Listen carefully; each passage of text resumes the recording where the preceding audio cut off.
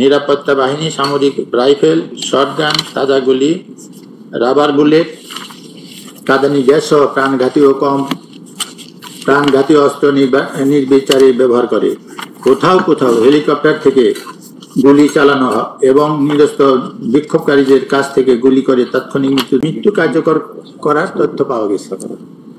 মৃত্যু একই সাথে হাজার হাজার বিক্ষোভকারী, পথচারী ও সংগঠককে বিনা প্ররোচনায় গ্রেপ্তার করা হয়, যার মধ্যে শিশু, নারী ও চিকিৎসা কর্মী অন্তর্ভুক্ত। শুধু 17 থেকে 29 জুলাইয়ের মধ্যে 10,000-এর বেশি গ্রেপ্তারের তথ্য পাওয়া যায়। আটক ব্যক্তিদের উপর নির্যাতন ও যৌন সহিংসতার অভিযোগ পাওয়া গেছে এবং ছাত্র নেতাদের বলপূর্বক গুম করার ঘটনায় ডিজিডিএফআই ও ডিবি জড়িত থাকার প্রমাণ পাওয়া গেছে। এছাড়া আহত বিক্ষোভকারীদের চিকিৎসা সেবায় বাধা দিতে হাসপাতাল থেকে জোরপূর্বক গ্রেপ্তার, চিকিৎসকদের হুমকি এবং সিসিটিভি ফুটেজ জব্দের মাধ্যমে চিকিৎসার কার্যক্রম প্রতিহত করা হয়।